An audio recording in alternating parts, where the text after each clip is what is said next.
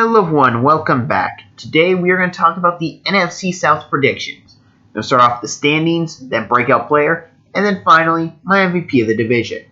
Now let's get straight into standings. Now, I've been debating about who I think is going to take last. And I've been between the Bucs and the Panthers. And the reason why I've been between those two teams is simple. Cam Newton's coming off a really bad shoulder injury, while the Bucs have been, kind of the bottom feeders division for a good while now. I like Bruce Arians. I like Ron Rivera. I'm met on both quarterbacks. I like Christian McCaffrey as a running back. And also defensively, I feel like the Panthers are a better defense. So I'm going to give the slight edge to the Panthers, and we're going to have the Bucs finishing fourth. Now, why do I have the Buccaneers finishing fourth? This team's rebuilding. They're not ready to contend for a playoff spot. Jameis Winston has never been one of my quarterbacks. I questioned him being the number one pick. I questioned him pretty much up until his third year. I was actually buying into him. Bombed that year, been questioning him ever since. I don't think Jameis Winston's the franchise quarterback that everyone once hoped he'd be. I don't think he's that. And I think they have a lot of talent. I think Mike Evans is one of the most underrated players in the league. I think Vita Vea is a young, talented defensive lineman that will have no problem replacing Joe McCoy of last year. I think Devin White might be the next great linebacker. I think they have a lot of great talent on that team, but I don't think it's ready yet. I don't like their quarterbacks. Their line is a bit too bleh for me. Defensively, like I said, I like Devin White. I like Vita Vea. Noah Spence, he had a lot of hype entering the draft. Has not really lived up to it. Vernon Hargreaves, love the Florida Gators. Unfortunately, he has not fulfilled with what everyone thought he would once be. That could be the coaching development, which he'll have a better coach this year in Todd Bowles on the defensive side. I think their safeties have some questions, although I do like Evans as a free safety. I think their kicking situation in recent years has been horrendous. I think a lot of that's actually due to the punter holding the ball. I do like Matt Gay a lot. I think he'll have a good rookie year for them. Now, overall, the Bucs, they're not ready to contend. I love Bruce Arians as a coach. I love Bruce Arians. Because I love Bruce Arians, I think this team finishes around 500. I think you take Bruce Arians, I think you take Todd Bowles away. I think this team's 4-12. But because of those two, I'll give them 3 to 4 extra wins because coaching matters in the NFL. Now let's go on to the Carolina Panthers, who I'm finishing third. The Panthers, I've never really been the biggest buyer into them in Cam Newton's era there. When they were going to the Super Bowl, I knew they'd lose by double-digit points. I knew they were not good enough to be Super Bowl champions.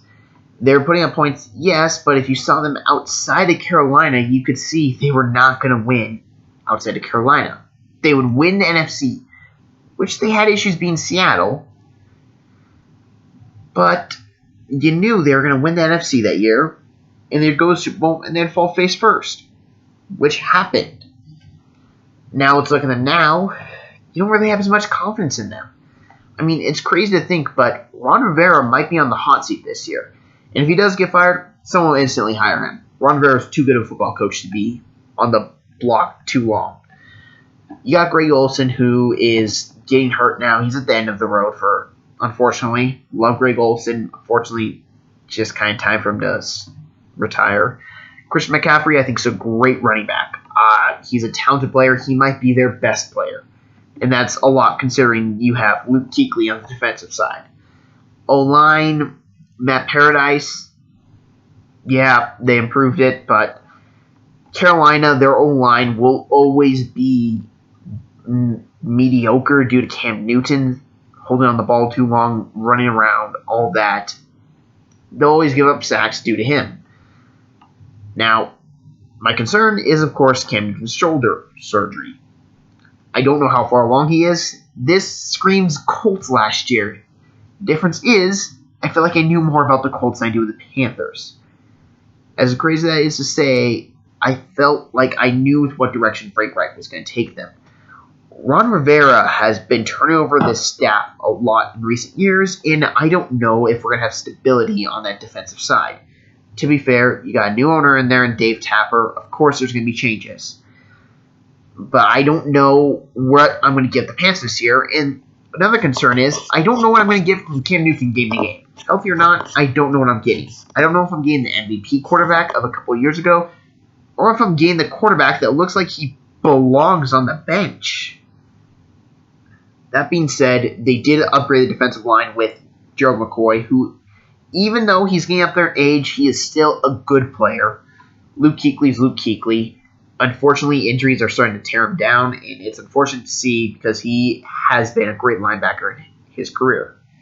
Their secondary has always been better than it should be due to their front seven, and I expect that to be the same this year.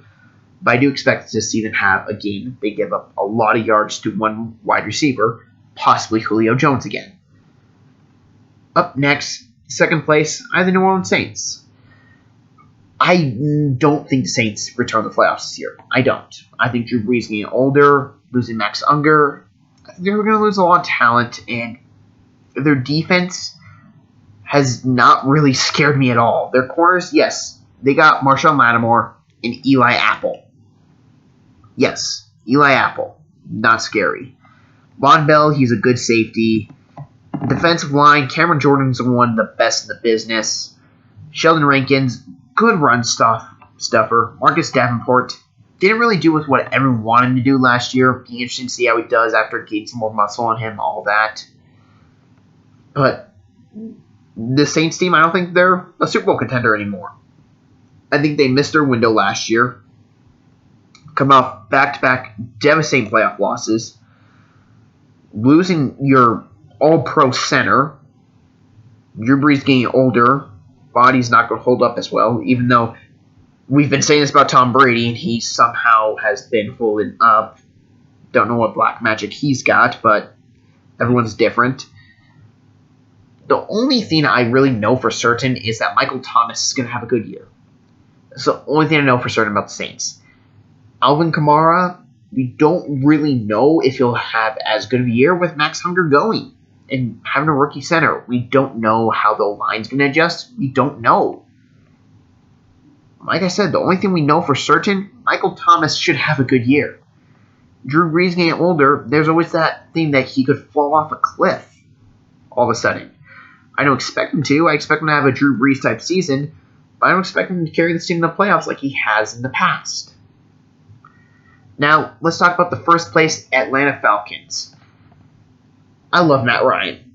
Matt Ryan has been overshadowed by Drew Brees. You can almost call him the Ken Anderson of this era. But that's not a bad thing. Matt Ryan is a great quarterback. Matt Ryan now has an O-line that the Falcons are building in front of him. Matt Ryan actually has an offensive coordinator that knows how to call plays in the red zone. Matt Ryan's going to have, hopefully, a healthy running back. Matt Ryan has Julio Jones, Calvin Ridley, Mohamed Sanu. This team offensively is geared up to go. Now defensively, you got Dan Quinn calling the plays now, which is an upgrade in my opinion at defensive coordinator. Dan Quinn's a great coach. You got Deion Jones coming back, great middle linebacker. Keanu Neal coming back, great safety. You got Grady Jarrett returning. Bringing him back was huge. Now, a concern I do have for the Falcons, though, is can they get pass rush? Can they get pass rush? Can Vic Beasley get the pass rush? Can they find that guy to get the sacks for them? That's my concern with the Falcons. And ultimately, I feel like Dan Quinn is a good enough coach that he can help get that team sacks. And you don't necessarily need sacks to be a great team. New England finished almost dead last year. Maybe dead last, the Raiders weren't so bad. If you want to disqualify the Raiders, they finished tied 30th with the Giants. But they got pressure on the QB. Pete Carroll's system, which Dan Quinn's from, is good at getting pressure on the QB and forcing turnovers. With Desmond Trufant, Deion Jones, Keanu Neal, a bunch of other guys, Isaiah Oliver, someone who no one really knows about, but someone I really like, can get those turnovers for the Falcons. Now, something that might fly under the radar is their kicking situation. Replacing Matt Bryant will not be easy. Kickers can win and lose you games. A lot of people say they're not football players. That's not true. They can win and lose you games. Just ask the Vikings. But ultimately, I do think the Falcons are the best team in this division. I like their quarterback. I think he's the second best quarterback in the division if Drew Brees maintains his pace. But I do think they have the best wide receiver in the division. Running backs, it's hard to say because Alvin Kamara, I've never really said like, oh my god, he's one of the best in the league. I think he's good at what he does, but I think having that offense line in front of him that he had with the Saints helped him a lot compared to Devontae Freeman, who has proven he can be a great running back as well. I'd give Kamara the slight edge over Freeman, but I think Freeman's a good, capable running back as well. Now defensive line, I'll give the edge to the Saints. Linebackers, Falcons, Deion Jones, best linebacker in that division now.